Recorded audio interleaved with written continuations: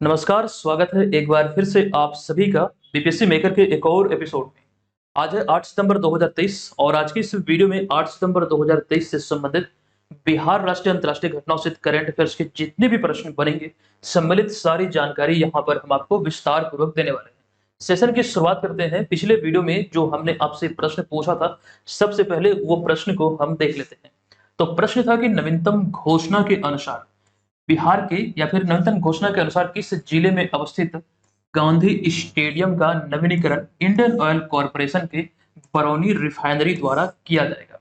इसका आंसर हमने आपको बतलाया था, बिहार का बेगूसराय जिला में यह गांधी स्टेडियम अवस्थित है, जिसका नवीनीकरण अभी हाल ही में इंडियन ऑयल कॉरपोरेशन के बरौनी रिफाइनरी द्वारा किया जाएगा। अच्छा, इस सीरीज की बात करें तो ये बिहार के प्रतियोगी परीक्षाओं पर केंद्रित है।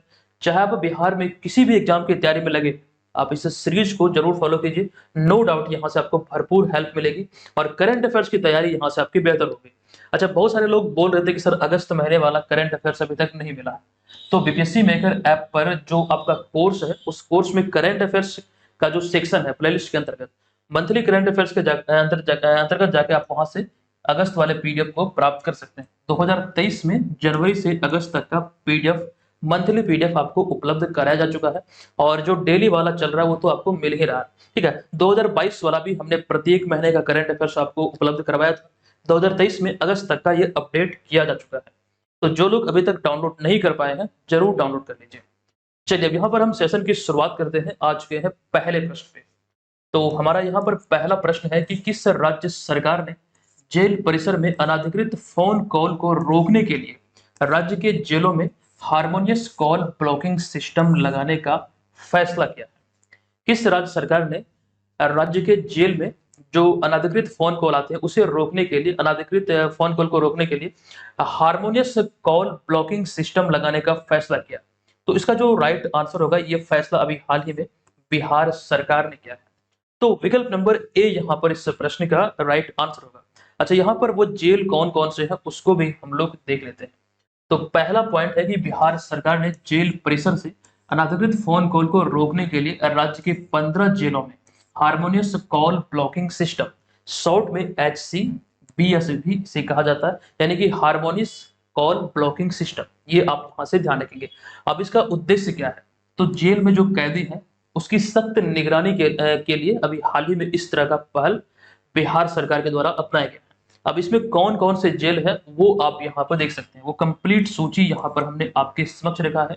केंद्रीय कारागार बेऊर पटना, केंद्रीय कारागार बक्सर और इसी प्रकार से कई सारे, मतलब कुल मिला के 15 जेलों की यहाँ पर बात हुई है। ठीक है, आप वीडियो को पॉज करके या फिर स्क्रीनशॉट ले लीजिए। ये कुल ऐसे 15 जेल है जहां पर ये हारमोनियस कॉल ब्लॉकिंग सिस्टम का जो टावर है वो लगाया जाएगा, यानी ये सिस्टम यहाँ पर स्थापित किया जाएगा। अच्छा, इन सब में जो आप यहाँ पर देख रहे हैं केंद्रीय कारागार बेऊर पटना, ये बिहार का सबसे बड़ा जेल है, ये भी आप यहाँ से ध्यान रखेंगे। चलिए, फिलहाल यहाँ पर हम चलते हैं अगले प्रश्न पे। ये दूसरा प्रश्न है कि बिहार सरकार ने हाल ही में ग्राम स्तरीय मिट्टी जांच लैब स्थापित करने की घोषणा की है। बताएं कि कितने जिलों में यह स्थापित किया जाएगा? जो घोषणा हुई इसके आधार पर इसका राइट आंसर होगा बिहार के 13 जिलों में ये स्थापित किया जाएगा। तो विकल्प नंबर बी यहाँ पर इस प्रश्न का राइट आंसर होगा। अच्छा, यहाँ पर आपको जानकारी दे दूं कि राज्य सरकार ने खेतों की मिट्टी की जांच के लिए 13 जिलों में ग्राम स्तरीय मिट्टी जांच लैब स्थापित करने का फैसला लिया है या फिर स्थापित करेगा। और कुल बजट का जो प्रावधान है इसको लेकर के 19,50,000, तकरीबन 20 लाख रुपए का बजट निर्धारित है। ये आपको यहाँ से ध्यान रखना है। अच्छा, ये 13 जिलों की जो हमने यहाँ पर चर्चा किया, जहाँ पर मिट्टी की जांच के लिए ग्राम स्तरीय मिट्टी जांच लैब स्थापित किया जाएगा, ये 13 जिले कौन कौन से? तो उसका नाम यहाँ पर है। यहाँ एक्चुअली में यहाँ पे जो भभुआ लिखा गया, भभुआ बिहार में कोई जिला नहीं है। एक्चुअली में कैमूर जिला है, कैमूर जिला के अंतर्गत ही भभुआ आता है। आप लोग यहाँ पर सुधार कर लीजिएगा, कैमूर जिला होगा।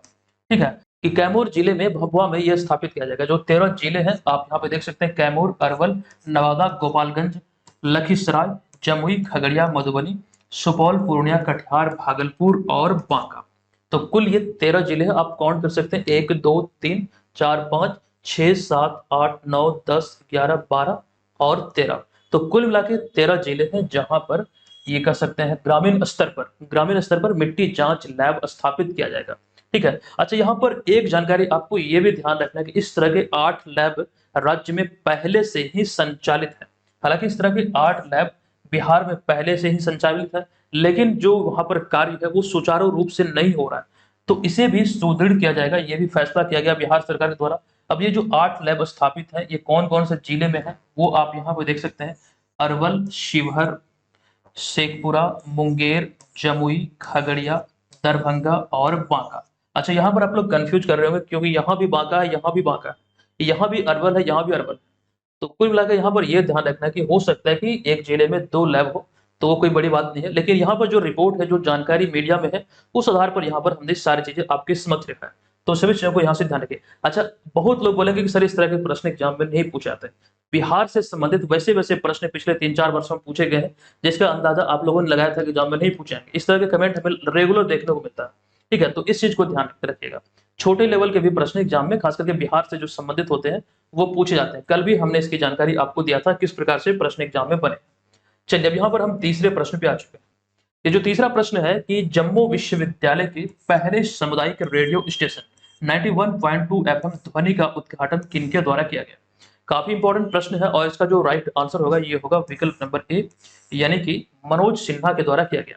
इसके बारे में जानकारी यहाँ पर है कि 5 सितंबर 2023 को, इसी दिन यानी कि 5 सितंबर को ही राष्ट्रीय शिक्षक दिवस मनाया जाता है। 5 अक्टूबर को विश्व शिक्षक दिवस मनाया जाता है, ये भी आपको ध्यान रखना है। तो 5 सितंबर 2023 को जम्मू विश्वविद्यालय के पहले सामुदायिक रेडियो स्टेशन 91.2 एफएम ध्वनि का उद्घाटन किया गया और ये उद्घाटन जम्मू कश्मीर के उपराज्यपाल मनोज सिन्हा के द्वारा किया गया। ये एग्जाम में पूछे जा सकते हैं, बहुत इंपॉर्टेंट है।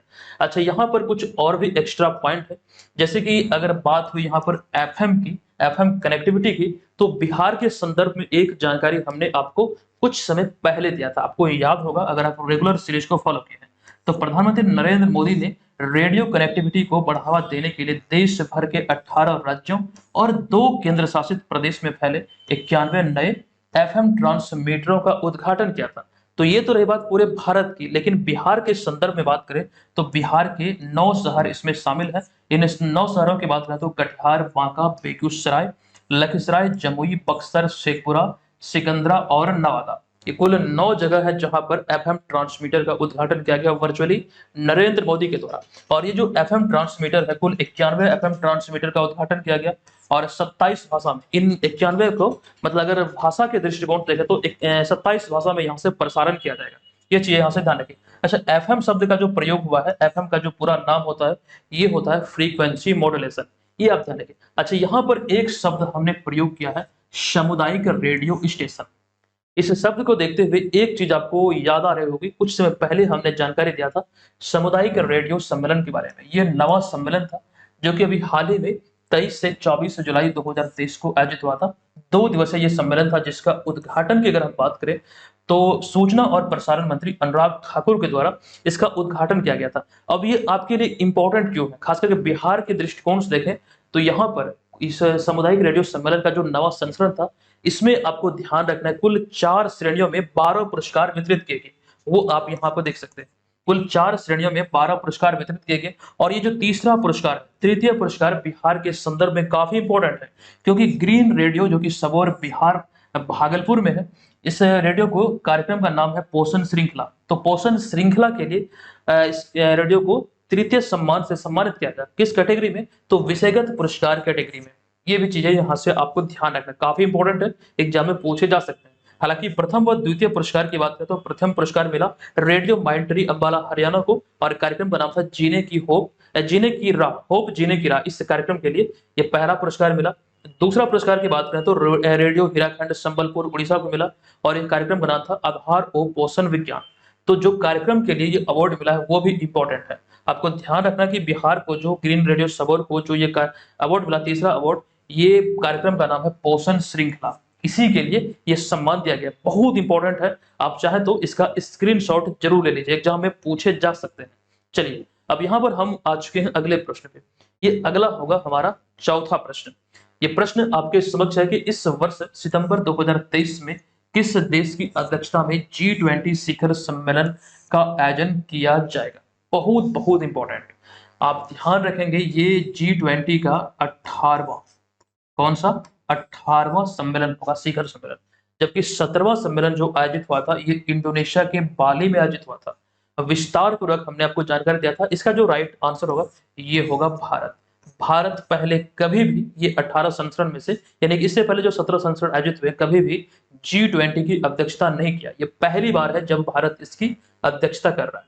ठीक है, अब यहाँ पर इसके बारे में जो पॉइंट एग्जाम में जहां से प्रश्न पूछे जा सकते हैं, तो पहला पॉइंट है कि भारत की G20 की अध्यक्षता के तहत 18वां शिखर सम्मेलन दिल्ली के प्रगति मैदान में भारत मंडपम में आयोजित किया जाएगा। आयोजन तिथि की बात करें तो ये भी इंपॉर्टेंट है, 9 से 10 सितंबर 2023, ये 2 दिवसीय सम्मेलन है। और इसका थीम क्या है, तो अंग्रेजी में इसका थीम है वन फैमिली वन फ्यूचर, ये ध्यान रखें। लेकिन संस्कृत में इसके थीम की बात करें तो इसका थीम है वसुदेव कुटुंबकम। ये भी नोट कीजिएगा, ये तीनों पॉइंट, किसकी अध्यक्षता में कौन सा सम्मेलन कहाँ आयोजित हो रहा है, थीम क्या है, ये 3-4 पॉइंट आपके लिए बहुत बहुत कारगर साबित हो सकता है। अच्छा, इन सब के अतिरिक्त कुछ एक्स्ट्रा फैक्ट भी यहाँ से आपको ध्यान रखना है इस सम्मेलन से संबंधित, कि इस आयोजन स्थल पर जो अभी हाल ही में 18वां शिखर सम्मेलन आयोजित होने वाला है, तो यहाँ पर इस आयोजन स्थल पर दुनिया की सबसे ऊंची नटराज की प्रतिमा स्थापित की गई है। ये भी बहुत ज्यादा खबरों में है, समाचार वगैरह में, तो यहाँ से भी आपको ध्यान रखना है। ये दुनिया की सबसे ऊंची नटराज की प्रतिमा है जो इस आयोजन स्थल पर लगाई गई है। यहाँ पर कहाँ पर, प्रगति मैदान में, भारत मंडपम में। अच्छा, इसके मूर्तिकार की अगर हम बात करें, इसके निर्माण की हम बात करें, ये भी बहुत ज्यादा इंपॉर्टेंट है। तो तमिलनाडु में एक जिला है तंजावुर, तो तमिलनाडु के तंजावुर जिला के स्वामी मलाई में मूर्तिकार राधा कृष्णन स्थापति और उनकी टीम द्वारा अष्ट धातु से निर्मित यह 20 टन वजनी 28 फुट ऊंची प्रतिमा 7 महीने में तैयार किया है। अब यहाँ पे 2-4 फैक्ट निकलकर सामने आते हैं कि किस जिला के रहने वाले हैं, कहाँ के रहने वाले हैं, कौन सा राज्य है इनका, तो तमिलनाडु के तंजावुर का, इनका नाम क्या है, और ये जो सबसे इंपॉर्टेंट ये वाला पॉइंट है, ये जो अभी हाल ही में नटराज की प्रतिमा बनाई गई है जो 20 टन वजनी और 28 फीट ऊंची है, ये अष्ट धातु से निर्मित है, यानी कि इसके निर्माण में 8 धातुओं का प्रयोग किया गया है। आप यहाँ पर इस तस्वीर के माध्यम से, अच्छा यहाँ पर G20 के बारे में कुछ तस्वीर शामिल किया गया है। आप यहाँ पर देख सकते हैं कि भारत की अध्यक्षता में 18वां G20 शिखर सम्मेलन आयोजित हो रहा है। कहाँ पर, नई दिल्ली के प्रगति मैदान में, भारत मंडपम में। यही भारत मंडपम है जहां पर अभी हाल ही में इसका आयोजन किया जाएगा 9 और 10 सितंबर 2023 को। अच्छा, अभी जो हम चर्चा कर रहे थे नटराज की सबसे बड़ी प्रतिमा की, आप यहाँ पर देख सकते हैं इस तस्वीर के माध्यम से, यही वो प्रतिमा है जो यहाँ पर G20 के जो शिखर सम्मेलन है इसके उपलक्ष्य पर, तो आप यहाँ पर इसे देख के इसे अच्छे तरीके से समझ सकते हैं। चलिए फिलहाल यहाँ पर इसे स्किप करते हुए हम बढ़ते हैं आगे। G20 की जो चर्चा हो रही है ये बिहार के संदर्भ में भी काफी इंपॉर्टेंट आपके लिए हो सकते हैं। देखिए, टुगेदर वी आर्ट कला प्रदर्शनी का भी आयोजन बिहार में हो रहा है, लेकिन यहाँ पर एक इंपॉर्टेंट जानकारी हम आपको देने वाले हैं, श्रम 20 अर्थात लेबर 20 या फिर शॉर्ट में L20 भी इसे कहा गया। तो इसके बारे में जो जानकारी है, जहां से एग्जाम में प्रश्न बनेंगे, इसका जो आयोजन हुआ है ये भारत की G20 अध्यक्षता के तहत हुआ। आयोजन तिथि की बात करें तो 22 और 23 जून 2023 को ये 2 दिवसीय कार्यक्रम था। आयोजन स्थल की बात करें तो सम्राट अशोक कन्वेंशन सेंटर के ज्ञान भवन और बापू सभागार में अभी हाल ही में इसका आयोजन हुआ। उद्घाटन किया गया राजेंद्र विश्वनाथ अर्लेकर के द्वारा, जो कि बिहार के राज्यपाल हैं। और इस सम्मेलन के थीम की बात करें तो एक परिवार और एक भविष्य के साथ ये सम्मेलन यहाँ पर आयोजित हुआ है। ये चीजें यहाँ से ध्यान रखें, बहुत इंपॉर्टेंट है, एग्जाम में पूछे जा सकते हैं। अच्छा, ये लेबर 20 की बात हुई, लेकिन अगर हम बात करें G20 के बारे में विस्तार से, इसका पिछला संस्करण जो आयोजित हुआ था ये दिसंबर 2022 में इंडोनेशिया के बाली में आयोजित हुआ था। ये 17वां G20 शिखर सम्मेलन था। कहां पर आयोजित हुआ, तो इंडोनेशिया के बाली में आयोजित हुआ था। और इसमें इंडोनेशिया के राष्ट्रपति जोको विडोडो, जो कि वर्तमान में यही है इंडोनेशिया के राष्ट्रपति, तो इन्हीं के द्वारा G20 की कमान अगले 1 साल तक के लिए भारत को सौंपी गई थी। अच्छा, एक पॉइंट एग्जाम में ये भी पूछे जा सकते हैं, भारत के पास जो G20 की कमान है वो नवंबर 2023 तक है। और आपको ये ध्यान रखना है कि भारत को G20 की कमान जो मिली वो इंडोनेशिया से ही मिली थी, इंडोनेशिया के राष्ट्रपति जोको विडोडो से। और इस G20 शिखर सम्मेलन का थीम क्या था, 17वां सम्मेलन का, तो रिकवर टुगेदर रिकवर स्ट्रॉन्गर, जो आप यहाँ पर देख रहे हैं ये इसका थीम था। तो ये सारी बातें यहाँ पर ध्यान रखिए। अच्छा, विकल्पों में जो हमने आपको यहाँ पर जानकारी दिया था कि भारत को जो कमान मिली वो इंडोनेशिया से मिली, ठीक है, इंडोनेशिया से भारत को G20 की कमान मिली। और उसके बाद भारत से जो अगला G20 की कमान मिलेगा वो ब्राजील को मिलेगा। तो ये सभी चीजें यहाँ से आपको ध्यान रखना है, आगामी प्रतियोगी परीक्षाओं में यहाँ से प्रश्न बनना स्वाभाविक है। चलिए अब यहाँ पर हम आगे चलेंगे। अच्छा, यहाँ पर बर्थडे सेलिब्रेशन को लेकर कुछ तस्वीर यहाँ पर लगाए गए हैं। जैसे इसकी जानकारी हमने पहले भी आपको दिया था कि प्रत्येक वर्ष 8 सितंबर को विश्व साक्षरता दिवस के दिन ही मैं अपना जन्मदिन सेलिब्रेट करता हूँ। यही वो दिन था जब मैं पृथ्वी पर कदम रखा था। ठीक है। अच्छा, यहाँ पर आज इस जन्मदिन को एक प्रकार से अच्छी तरीके से मतलब सेलिब्रेट करने की दिशा में हमने आपके लिए एक बहुत बड़ा प्लान किया है, जो अब आप यहाँ पर आगे देखने वाले हैं। इस जन्मदिन के अवसर पर हमने सोचा कि आप लोगों के लिए कुछ बेहतर किया जाए, और ये बेहतर तभी हो पाता है जब आप लोग डिमांड करते हैं कि सर हमें ये चीज चाहिए। ठीक है। मैंने इस बारे में नहीं सोचा था, लेकिन जिस प्रकार से आप लोगों ने रिक्वेस्ट किया है पिछले कुछ महीनों में, तो हमें लगा कि इसकी शुरुआत अब करनी चाहिए। तो बीपीएससी मेंस के करंट अफेयर्स को लेकर हम यहाँ पर बातें करने वाले हैं। दरअसल करंट अफेयर्स की अगर हम बात करें तो हमारे करंट अफेयर्स आप लोग रेगुलर फॉलो करते हैं। बहुत सारे छात्र पिछले 1-2 वर्षों से यहाँ पर लगे हुए हैं। अच्छा, यहाँ पर एक जरूरी बात ये भी होती है कि बीपीएससी एग्जाम के दृष्टिकोण से करंट अफेयर्स एक बहुत बड़ा खंड है, एक बहुत बड़ा सेक्शन है, जहां से आपके एग्जाम में प्रश्न पूछ आते हैं, लगभग 40। अच्छा, यहाँ पर एक बात आपको ये भी समझना है कि करंट अफेयर्स हमारा 3-4 फॉर्मेट में आप लोग पढ़ते हैं। एक तो बहुत सारे लोग यूट्यूब पर ही देख लेते हैं, कुछ लोग ऐसे भी हैं जो कि डायरेक्टली एप्लीकेशन पर ही वीडियो देखते हैं, कुछ लोग ऐसे हैं कि वीडियो के डिस्क्रिप्शन में जो लिंक दिया गया वहां से पीडीएफ प्राप्त करके उसे पढ़ते हैं प्रिंट आउट करके, और कुछ लोग ऐसे भी हैं कि डायरेक्टली वहां पर एप्लीकेशन पे जो क्विज सेक्शन है वहां से भी तैयारी करते हैं।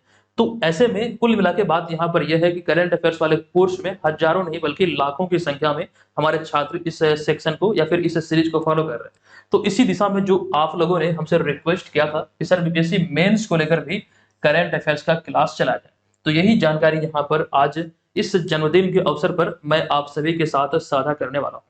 दरअसल बीपीएससी मेंस के करंट अफेयर्स की हम बात करें तो इसमें बिहार, राष्ट्रीय, अंतर्राष्ट्रीय तीनों इवेंट को हम विस्तार से आपको समझाने वाले हैं, ताकि यहाँ से दोबारा से कहीं से आपको करंट अफेयर्स पढ़ने की आवश्यकता नहीं पड़े। यानी कि पूरा का पूरा जो तैयारी है वो यहाँ से आपका हो जाए। और खास बात यहाँ पर ये होगी कि बाइलिंगुअल होने वाला है। ये हिंदी और अंग्रेजी दोनों माध्यम में आपको मिलेंगे, लेकिन ये आपको यूट्यूब पे नहीं मिलेगा, बल्कि ये सिर्फ और सिर्फ आपको बीपीएससी मेकर ऐप पर मिलने वाला है। बीपीएससी मेकर ऐप जब आप प्ले स्टोर से डाउनलोड कीजिएगा तो वहां पर करंट अफेयर्स का 2 कोर्स आपको दिखेगा। बैनर जो है कोर्स का उसमें आप देखेंगे, एक होगा प्री के लिए, एक होगा प्री और मेंस के लिए।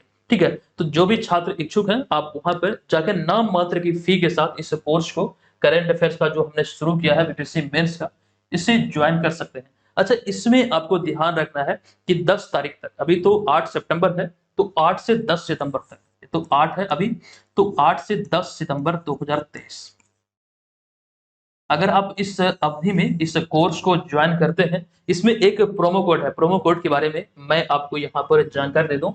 ये प्रोमो कोड है HB, हैप्पी बर्थडे, और यहाँ पर आपको ध्यान रखना है इसका जो प्रोमो कोड होगा वो होगा HB70। ये प्रोमो कोड है, इसको अप्लाई करेंगे तो इसमें आपको एकदम से 70% का इस कोर्स में डिस्काउंट मिलेगा, केवल और केवल ये 2 दिन के लिए। ये चीज यहाँ पर ध्यान रखिएगा। ये कोर्स एकदम से रेगुलर वे में चलेगी, जिस प्रकार से हम आपको प्री एग्जाम के लिए पिछले 4 वर्षों से देते आए हैं। आप लोगों के डिमांड पे अब मेंस के लिए शुरू हो रहा है, लेकिन ये सिर्फ और सिर्फ एप्लीकेशन पे ही होगा। ठीक है। एप्लीकेशन पे 2 कोर्स होंगे, एक होंगे प्री के लिए, एक होंगे प्री और मेंस के लिए। तो अपनी सुविधा के आधार पर इसे आप लोग ज्वाइन कर सकते हैं। चलिए फिलहाल यहाँ पर इसे स्किप करते हैं, हम चलते हैं अगले प्रश्न पे। तो 5वां प्रश्न है कि अमित एस तेलन को हाल ही में किस देश में भारत का नया उच्चायुक्त नियुक्त किया गया है?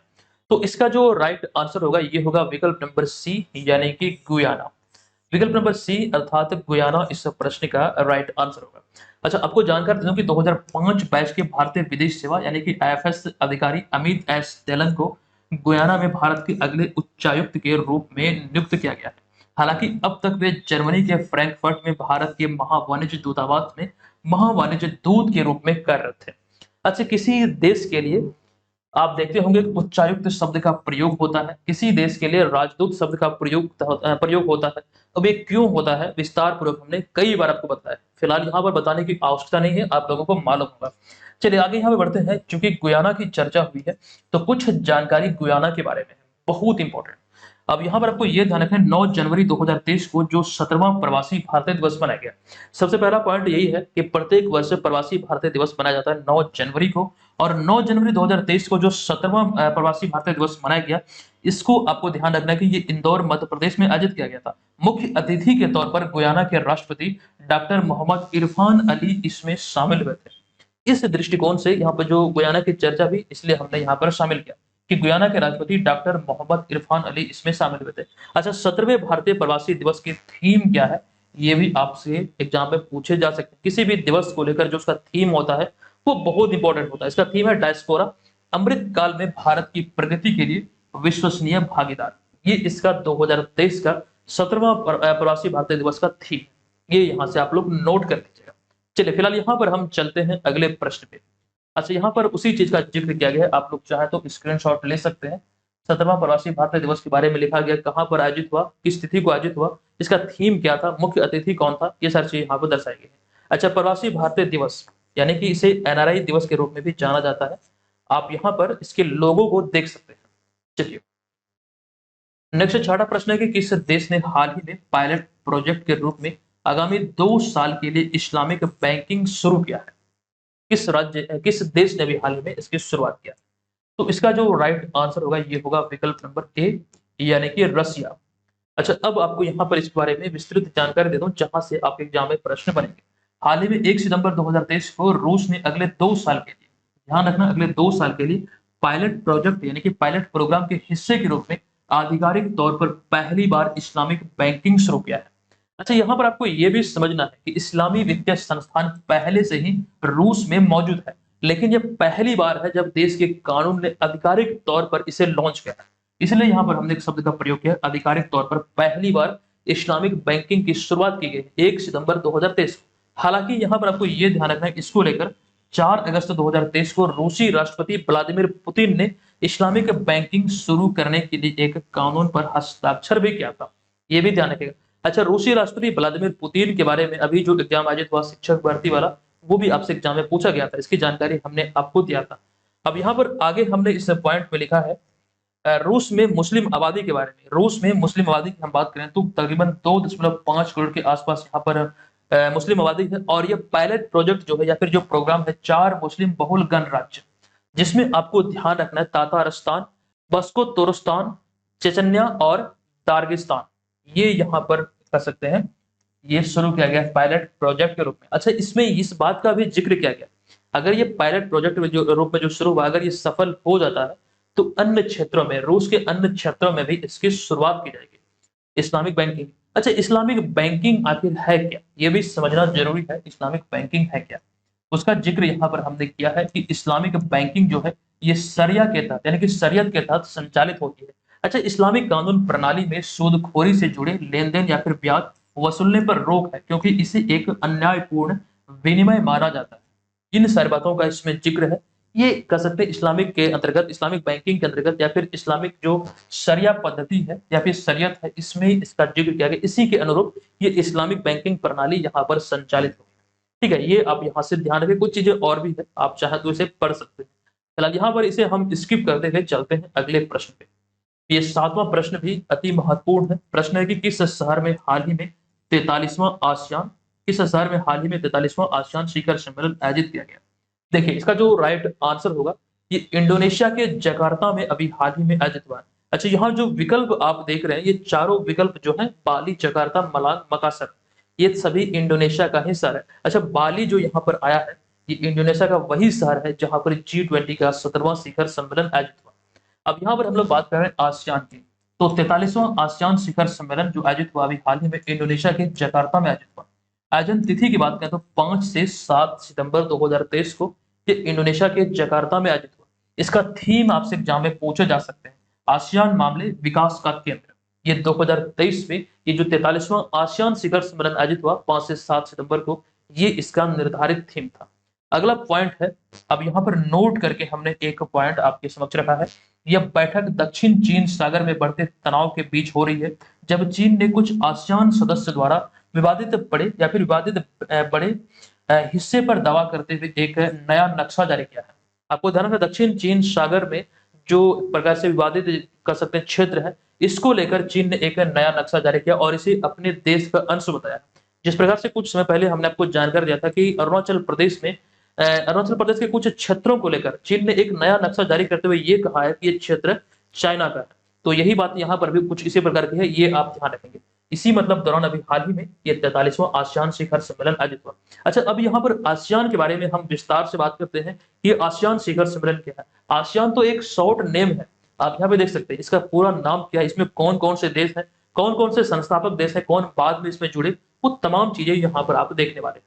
ठीक है, तो यहाँ पर इसके बारे में हमने चर्चा किया है। आसियान का जो पूरा नाम होता है ये होता है association of south east Asian nation, यानी कि इसका जो हिंदी में नाम है ये है दक्षिण पूर्व एशियाई राष्ट्र संघ।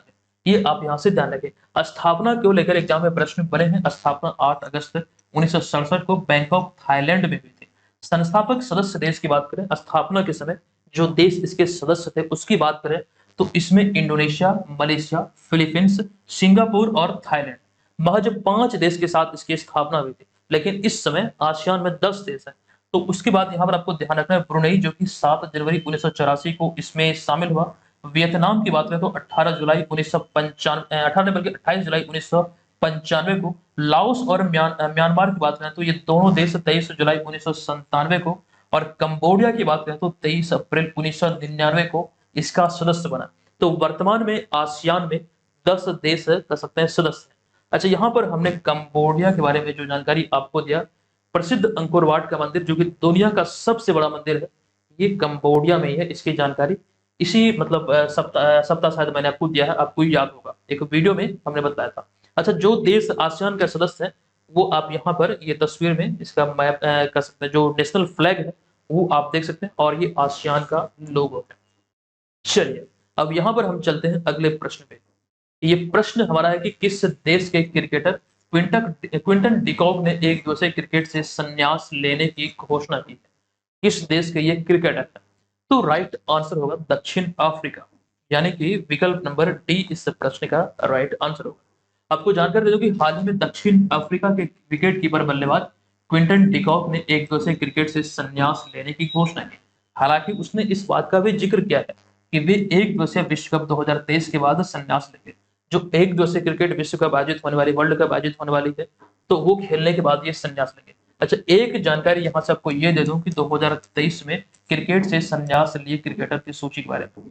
अब यहाँ पर आपको ये ध्यान रखना कि पहले भी बीपीएससी एग्जाम में यहाँ से प्रश्न आपसे पूछे गए, जो खास करके महेंद्र सिंह धोनी और रोहित नहीं बल्कि सुरेश रैना से संबंधित था। ये एग्जाम में आपका पूछा हुआ प्रश्न है। तो कुल मिला के बात यहाँ पर यह ये भी आपको ध्यान रखना है, 2023 में जो अब तक जो क्रिकेटर संन्यास लिए हैं उनमें एरोन फिंच जो कि ऑस्ट्रेलिया के, जोगिंदर शर्मा भारत के, मुरली विजय भारत के, डेनियल क्रिश्चियन ऑस्ट्रेलिया के, हाशिम अमला दक्षिण अफ्रीका के, ड्वेन प्रेटोरियस दक्षिण अफ्रीका के, कामरान अकमल पाकिस्तान के, लाहिरू थिरिमाने श्रीलंका के, क्विंटन डिकॉक अभी हाल ही में इस सूची में शामिल हो गए, ये दक्षिण अफ्रीका के क्रिकेटर हैं। ये सभी ने हाल ही में अभी संन्यास लिया है। और यहाँ पर जो हमने चर्चा किया एक दिवसीय क्रिकेट विश्व कप 2023 के बाद वो संन्यास लेंगे, उसका चर्चा यहाँ पर हमने किया है कि इस वर्ष 2023 में भारत की मेजबानी में 13वां एक दिवसीय यानी कि इसका 13वां संस्करण यानी कि 13वां वनडे क्रिकेट टूर्नामेंट या फिर वर्ल्ड कप आयोजित होने वाला है 5 अक्टूबर से लेकर 19 नवंबर 2023 तक। अच्छा, यहाँ पर आपको ध्यान रखना है कि ये चौथी बार होगा जब भारत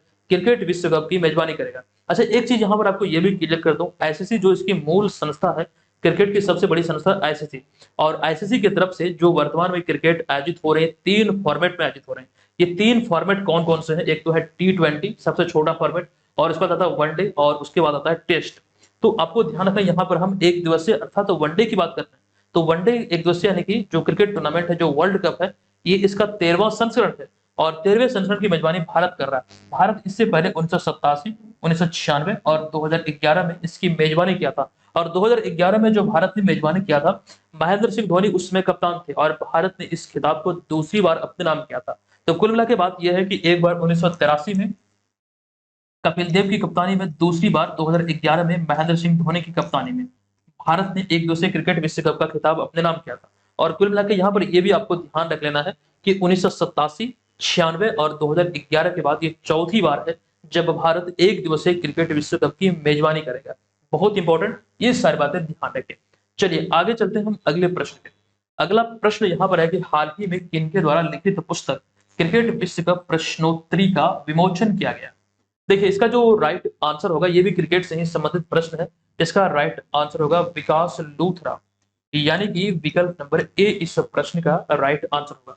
अब आपको यहाँ पर ध्यान रखना है कि 1990 के दशक में क्रिकेट वर्ल्ड नामक पत्रिका का संपादन कर प्रसिद्ध हुए लेखक विकास लूथरा द्वारा इस पुस्तक, जिसका नाम है क्रिकेट विश्व कप प्रश्नोत्तरी, को लिखा गया। यानी कि मूल रूप से आपको ये ध्यान रखना है, क्रिकेट विश्व कप प्रश्नोत्तरी को के जो लेखक है यह है विकास लूथरा। और विकास लूथरा को जो प्रसिद्धि मिली थी क्रिकेट वर्ल्ड नामक पत्रिका के संपादन के लिए 1990 के दशक में मिली थी, और तभी से ये इनकी एक पहचान बनी है क्रिकेट की दुनिया में। क्रिकेट लेखक के रूप में भी इन्हें कहा जाता है, कई जगह पर इनके नाम के पहले क्रिकेट लेखक शब्द का प्रयोग किया गया है। अच्छा, इसका विमोचन, इस पुस्तक का विमोचन अभी हाल ही में किया गया, जिस वजह से खबरों में आया। और इस पुस्तक की विषय वस्तु की बात करें तो इस पुस्तक में पिछले 12 वनडे विश्व कप से जुड़े प्रश्न और जवाब के बारे में वर्णन किया गया है। अब यहाँ पर पिछले 12 वनडे विश्व कप ने क्यों लिखा, ये बात यहाँ पर दर्शा दिया है हमने कि ये जो 13वां संस्करण है अभी हाल ही में आयोजित होने वाला है 5 अक्टूबर से 19 नवंबर 2023 तक। लेकिन आपको ये ध्यान रखना है कि 12 अब तक समाप्त हो चुके हैं, 12 आयोजित हो चुके हैं। ठीक है, चलिए फिलहाल अब यहाँ पर हम चलेंगे आगे अगले प्रश्न पे, लेकिन उससे पहले कुछ अब यहाँ पे देखिए। अच्छा हाँ, ये प्रमुख हस्तियों की आत्मकथा के बारे में कुछ जानकारी है। इसमें आपको ध्यान रखना है एक क्रिकेटर के बारे में, जैसे कि सचिन तेंदुलकर की हम बात करें तो इनकी आत्मकथा का नाम है प्लेइंग इट माई वे। उसके बाद अगर क्रिकेटरों की बात करें तो सुनील गावस्कर, जो कि भारत के एक महान क्रिकेटर हुए, इनके आत्मकथा का नाम Sunny Days. VVS Laxman 281 and beyond, इनकी आत्मकथा का नाम है।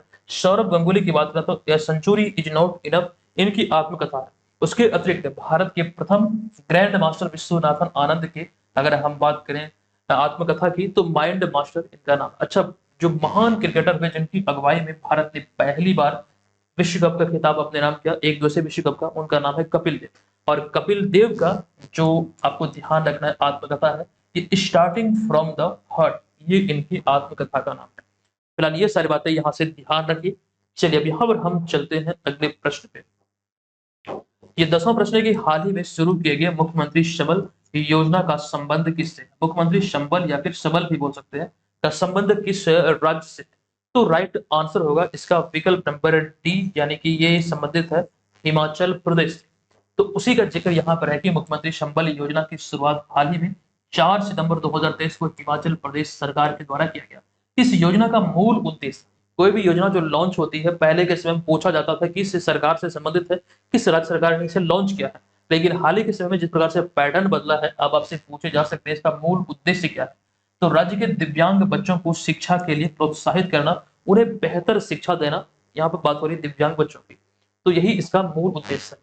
अच्छा, एक जानकारी और भी यहाँ पर है कि मुख्यमंत्री सुखविंदर सिंह सुक्खू, जो इस योजना, जो कि हिमाचल प्रदेश के मुख्यमंत्री, इन्हीं के द्वारा इस योजना की शुरुआत किया।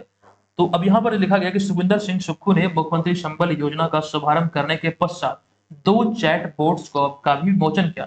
ये चैट बोर्ड का नाम क्या है? तो अभ्यास हिमाचल और शिक्षक सहायता, ये बहुत इंपॉर्टेंट आपके लिए हो सकते हैं, ध्यान रखिएगा।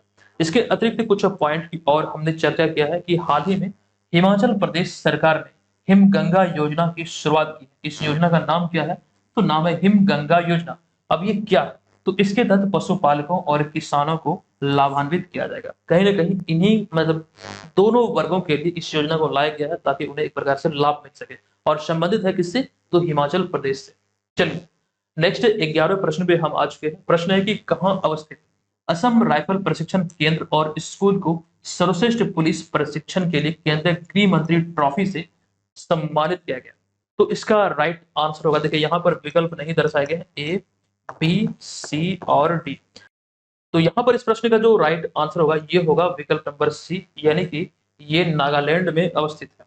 अच्छा, इसके बारे में जानकारी आपके समक्ष है कि हर साल गृह मंत्रालय विभिन्न केंद्रीय पुलिस प्रशिक्षण संस्थानों की राष्ट्रीय स्तर की स्क्रीनिंग और सर्वेक्षण करता है और सर्वश्रेष्ठ प्रशिक्षण संस्थान का चयन करता है, और उसके बाद केंद्रीय गृह मंत्री ट्रॉफी से सम्मानित किया जाता है। इस वर्ष की बात करें, अभी हाल ही में जो रिपोर्ट आई है, तो इस वर्ष 21-22 के लिए यह सम्मान 5 सितंबर 2023 को इसके 53वें स्थापना दिवस के अवसर पर Assam rifles training centre and school को दिया गया।